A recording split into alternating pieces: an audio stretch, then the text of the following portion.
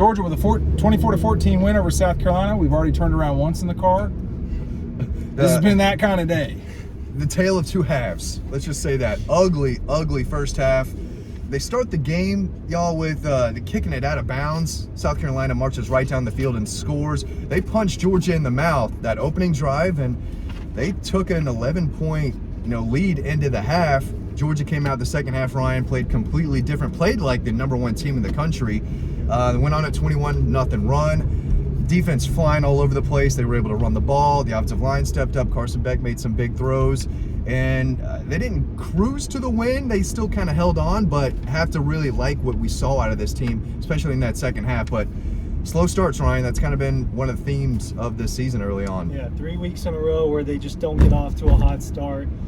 At some point in each of those games, they've taken control. I can't quite remember exactly when that moment was against UT Martin, but second quarter last week, they explode. And this week, you go into halftime down 14-3. It's gloomy out there. My phone's blowing up with texts. The sky must be falling or something.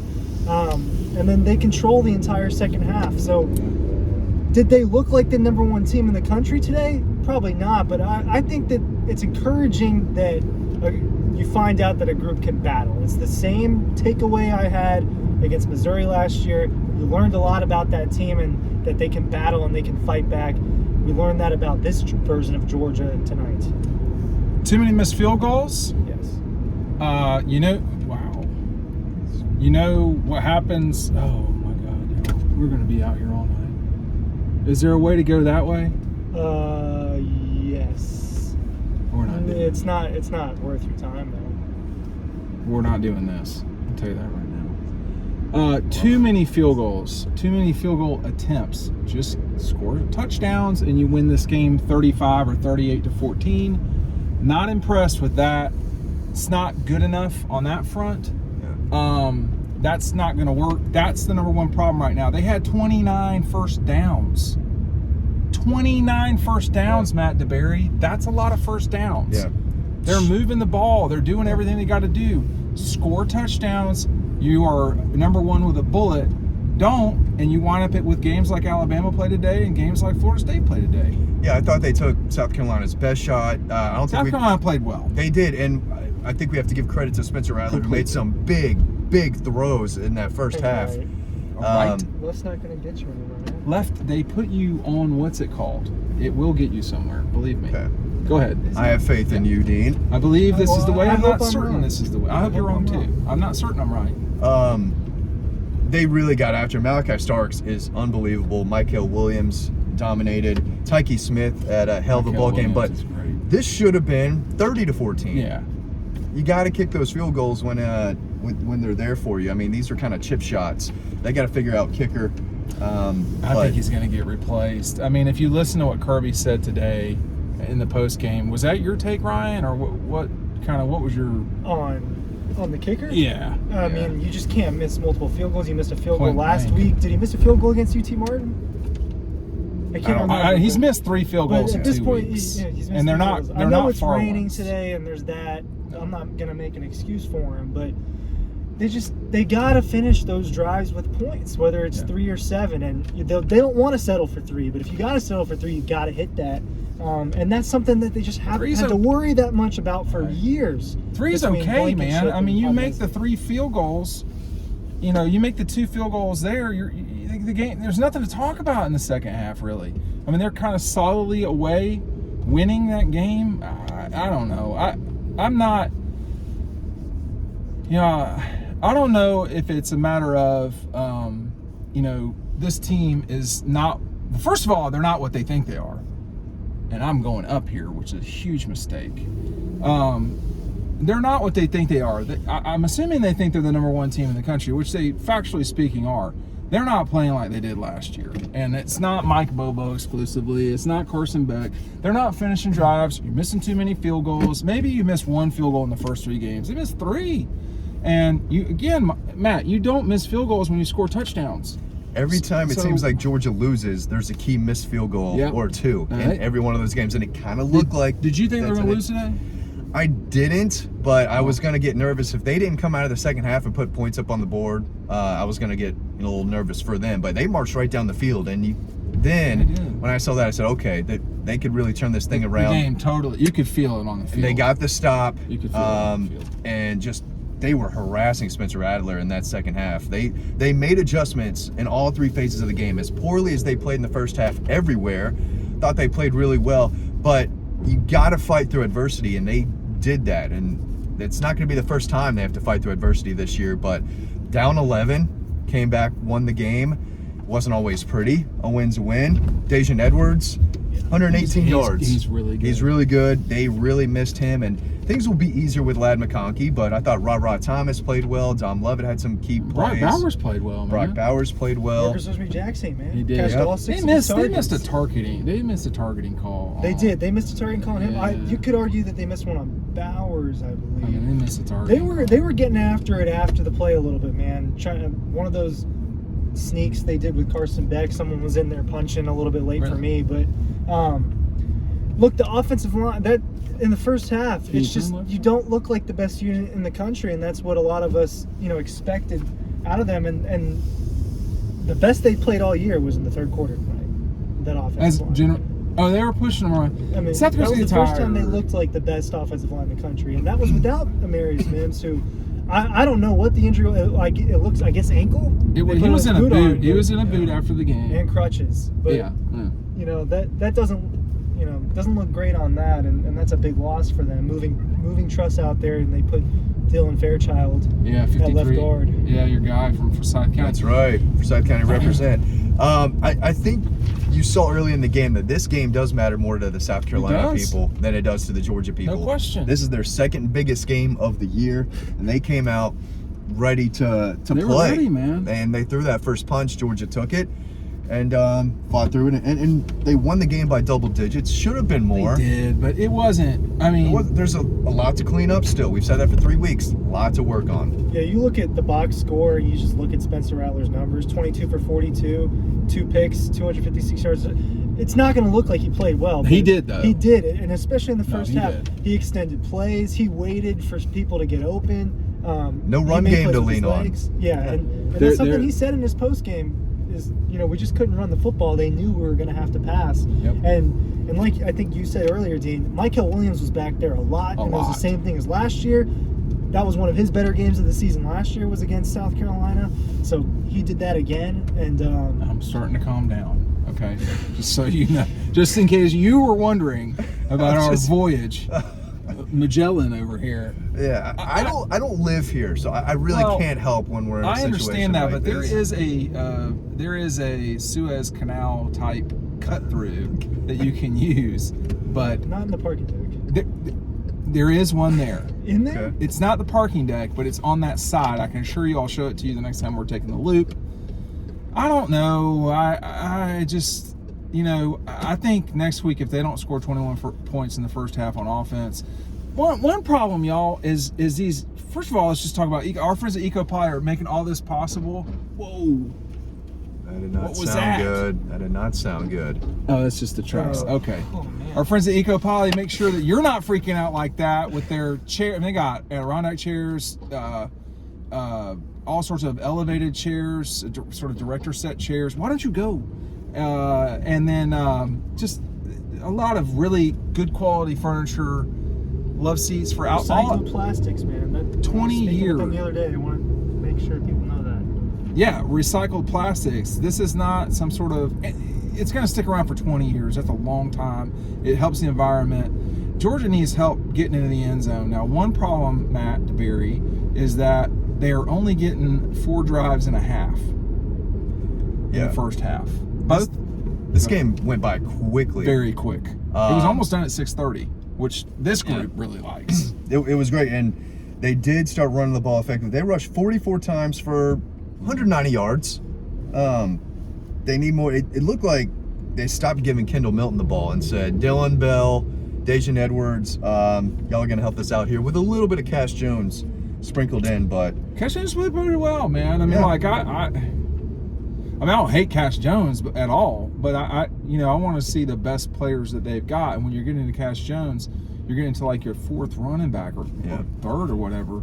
You want to see the explosive Yeah. playmakers. Go ahead. I thought Dalen Everett had a tough ball game. Same thing in with coverage. same thing with 14, the safety. David Daniel. He had a hard time. Yeah. I mean, I just But the other two, man, the other two looked really and good. Starks is the real deal, Kamari obviously. Lassiter is one of the He will- best open field tacklers out of that He is, he's secondary that good. they've had in years. He's going to leave a And- bruise, too. Not Yeah. only is he going to tackle you, he's going to leave a mark. But Tyke Smith, really good Yep. game. And, of course, Malachi Starks is just playing on another level. Just a sophomore. He's fantastic. Warren Brinson, I think, had another face mask, which was not great. I think that's his second of the year, coming at an inopportune time. Florida 26, Tennessee 7. Yeah. Comments? I picked Florida to cover, Yeah, not necessarily I'm a fan win. of that one. Tennessee has trouble down there. I don't care what type of They team do. they're bringing down to Gainesville. They They do. struggled down there. But this has got to get better if you're planning on winning the league. Like LSU, they look pretty good today. They kind of, so you can get better, allowed to get better. The biggest thing, the most noticeable thing right now is making field goals. You don't have to make them if you're scoring touchdowns. Georgia needs to score more touchdowns, and because Kirby tonight was kind of, I don't want to, I mean, he always seems aggravated, but I don't want to just, describe it that way. He was sort of amazed that they had 29 first downs. You look how many yards Georgia had, it was a lot of yardage, almost 450. 458. Yeah, I mean, that's a lot of yardage in a game. And to not score just not points at all, that's problematic. And you don't want to give away points. And they have been doing that lately. Now, is this a phase? I don't know. I feel like it doesn't seem like it's a phase necessarily. I feel like last year after every week, even against South Carolina and Oregon, we were thinking, have we seen them play their best? We've not seen that yet. Haven't seen that yet this year. They haven't even played solid for 4 quarters so far this year. Right. But Well, maybe they did last week, I guess. little too Jekyll and Hyde for me. I don't know who's the bad guy or the good guy in that story. Who is the best team in America right now? Well, that was what I was about to talk about. Okay. No one has established that yet. I think reality is that it's still up for the taking, and I don't think Georgia's taken that title quite yet. They may still have that number 1 next to their name next week. I think that'll probably be the case, but Yes. I just don't think that anyone has really stepped up and showed. I mean, Florida State, do they have the best win? Or is it Texas? I don't know. Texas has the best win. Someone Does Does Texas have the best Texas win? is Alabama losing. didn't look so hot today. Texas is losing to Wyoming as we On the- speak. So I don't know how long I think that's it's gonna wide last. open, and that's a good thing for Georgia because I thought it was a little bit more competitive at the top through 3 weeks last year, but no one, in my opinion, has really just run away with this is the best team right now. Watch out for them. I think the happiest fans right now are probably Notre Dame and Penn State fans. Well, Notre Dame looks good. Yeah. Now, I did not watch them today. I think Penn State's been pretty solid. They had a conference game against Illinois. I mean, it's just what it is, Yeah. They didn't look unbelievable. Georgia didn't look unbelievable. Right. But part of it is you just have to win. But Georgia fans are used to them just yeah, dominating. but they're opponents. not This is that right team. now. No. They're not that right now. But it's there. But they're just not doing that right now. I thought, to me, if there's a turning point of the season, like last year when we were in Columbia, Missouri, if there's a turning point, I don't know. If there was a hump to get over, it was that Missouri game. And from that point forward, they played, I think, 10 games in a row to where they just smashed everybody. Auburn, Vandy, Florida State, in theory, the Gators. I already said Florida. The Tennessee, they didn't play great against Tech, but and they didn't play unbelievable against Kentucky, but they smashed some people for a while. And it was a game just like this where they, do not turn left. Sure. You think that's what all the cones are for? Yeah. But it was, was it like that, Ryan? I mean, you and I were two of the people that were actually out there. A lot of these cowards that cover the team don't go everywhere, or other words that are used apparently. But Thanks. that's way over everybody's head. No one's gonna know what I'm talking about there except this group. But I don't know if this is a thing to where they can so-called turn it around. They've got another cupcake game next week to where they can They kind do, of but get how right, do figure you stuff play? out. How do you play? We've yet to see them just smash someone for 4 or even just 3 quarters. 3 quarters I is mean, good. even 3. So, How do you play? Are you crisp?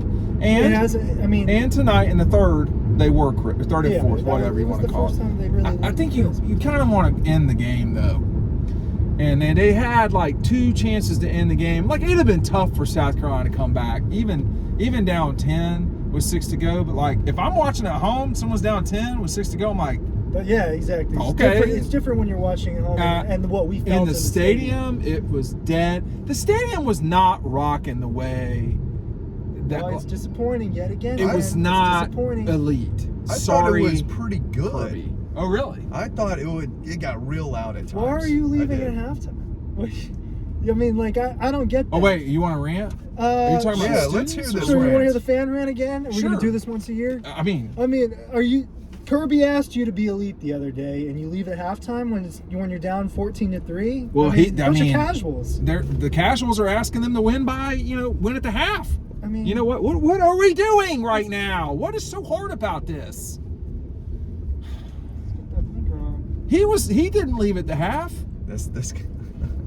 Maybe he did. I don't know. But that's not good enough either. I thought the crowd made an impact in the second half. Maybe it was just me. Yeah.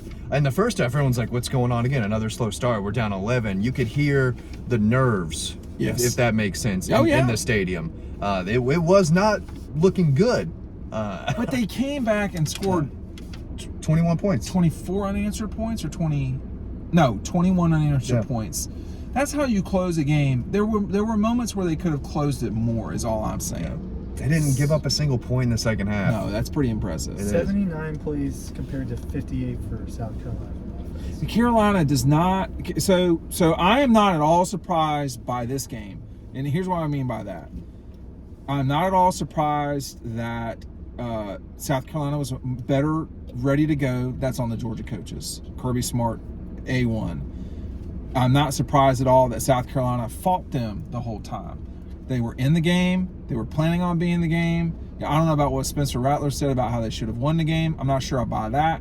I'm not surprised at all that South Carolina got tired. I'm not surprised at all that they were one-dimensional. I'm not surprised at all that it was basically the Spencer Rattler show, and that's going to have to change for South Carolina to get to 7 wins this year. But none of that stuff is surprising. If you know that the way Carolina is, they are willing and able to do this sort of playing at least once to 3 times a year. They got Clemson with it last year. To some degree, they got Tennessee with it last year. This was not, they didn't play like that, but it was looking like that for a second there when they came down and scored on the first drive, and they just were very competitive the entire time. The offense at Georgia's got to score touchdowns because they cannot rely on the field goals. Are y'all worried about the defense at all? There were guys running wide open, but they made adjustments. They're not. I think they've got to have good. They've got to have Bullard out there. Yeah. They're missing Bullard. He matters a lot. Is Rattler the best quarterback they'll play in the regular season? Because the answer might be yes. That could have been the best performance, or at least half. He barely had over 50%. In the half, no question. He looked fantastic. He was really good, and I will maintain that he looked good most of the game. I mean, he was their leading rusher too. He had to do everything. That's just not acceptable. Yeah. I mean, you cannot. That is not okay. And I think Shane's done a good job at Carolina, but we're in year 3, and there's no excuse not to have a running back at South Carolina. They would be so much better if they would have been able to keep Marshawn Lloyd and Jaheim Bell, who was playing really well for Florida State. Those were 2 tough misses or losses, I guess. But I really talked about it during Leggy's thoughts. I know how South Carolina people will be about this. They'll be proud of it. You lost the game. They're gonna be proud. This is a moral victory. They feel like they were heading in the right direction, then you're not really playing to win. Not right now. They're not. They just want to look for improvements. No, they're going back. They're 1-2. They have a losing record. They were the talk of the town this summer. They were, everybody's chirping, and you still lost to the Dogs, and you still lost to North Carolina. Yeah. I mean, like, it doesn't. I thought, and I'm saying that while also acknowledging that South Carolina came and they competed in many ways harder than Georgia did for sure in the first half. Spencer Rattler played really well, and they still lost. So the margin for error for Georgia is significant. The margin for error for South Carolina is not, and that's why with Florida thumping the Vols and Mississippi State coming up, they could be headed to the halfway point of their season with a losing record. Georgia could be headed to next week never thinking about this game again. They probably won't. Well, it's got to get better. Yeah. Before Auburn. That could be a real trucky test. It could. Trucky test. But Auburn is not good on offense. No. You want to see Georgia go out there and slap around UAB. You really do. Before they go on the road in the SEC against a rival. Execute. You just want it to be crisp. You want them to fly down the field and score a couple drives in a row. Just some momentum. That's something that they are having a hard time finding is momentum, because it feels like when they do get a little bit of it up, all of a sudden it's gone. Because you're missing field goals. Yeah. I mean, honestly, man. That can't happen. Oh, it just kills the stadium, happen. too. Yeah. And did he miss him by a mile? It's tough to see from one the press box. was not great. Were they two shanks or a shank and a miss? I don't think it was a shank. I don't want to describe the thing is, they were both shorter kicks, too. They weren't these are not 40-yard kicks. I mean, I could hit a 30-yard field goal. Here we go. I'll go down that road. It's got to be better. I'm not saying they need to get out there and it's got to be crisper. And I have to say, in the first half, South Carolina outplays you and you're down 14-10. That's different than 14-3. Yeah. And you fly down the field with these 12 play drives, easy enough for me to say. You get no points. Those should be touchdowns, and they're not explosive. Georgia's not hit a big, deep, easy. They've not had any easy points this year. This could be very much like the 19 team that's going to have to struggle, although these guys are more powerful than the 19 team. It seems like they have to work for everything. Nothing's easy. Nothing's easy. It's not complete. Well, McConkey could shake that loose, though. I mean, the two most explosive touchdowns of the year have been Mekhi Muse on that one screen pass in the first game and then the punt return in the second game. But they haven't had a lot of explosive touchdowns, and through 3 weeks last year, they had a ton were flying all over. Between the South Carolina game last year and the Oregon game last year, they had a ton of explosive The run touchdowns. game did get going today, though. It looked a lot. It looked worlds help. better than last week. That will I mean, help Dejan a lot. Edwards alone outplayed the entire running back room last week. The offensive line got more push. I want to ask you both this as we kind of wrap this up. For the third week in a row, do you think Georgia did not play to their standard? No, they didn't play to their standards. You're kicking field goals, and you're not just kicking them, you're missing them, and that's just not going to work. Yeah. I mean, you got to go make field goals. If you're lining up to make them, you need to make them. That's all I have to say about it. I don't know the young man at all. I think that, but you can't miss that many. I think he's in real trouble for his job. But you can't. Yeah. I mean, you can't miss like that. Some of these are just it's in his head. But Carson said to me tonight that he was like, well, he's gonna miss kicks. I miss throws, and then I make throws, and he's gonna make kicks. So I thought Carson tonight, to me, really did get fired up and kind of started pushing them down the line of being the dominant team. He was very active and agitated, whatever you want. That first down run he had that came with the late hit afterwards. Such a stupid play. He came up and he was excited, played with some passion and emotion. That was a big step in the game, I thought. So I wonder though, could that have kick-started things for Georgia? It feels like there's had to have been a moment every single game where they're not bringing it from within, that energy. The coaches like have got to. I know Kirby is the best coach in college football right now, and I'm not being sarcastic.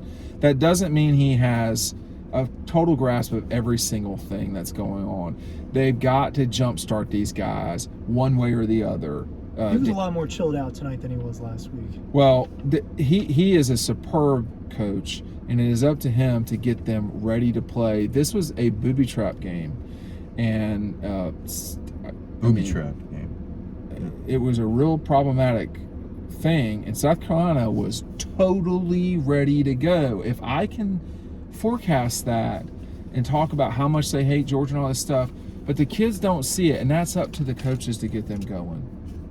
I know Kirby's not allowed to be criticized by people who cover him, I don't have a problem doing that because I recognize how good he is and he can do better. Right now, he can do better with that, but the kid's got to make. They got to plays execute. too. Yeah, it ain't all. It's everything all at once. Thanks for watching.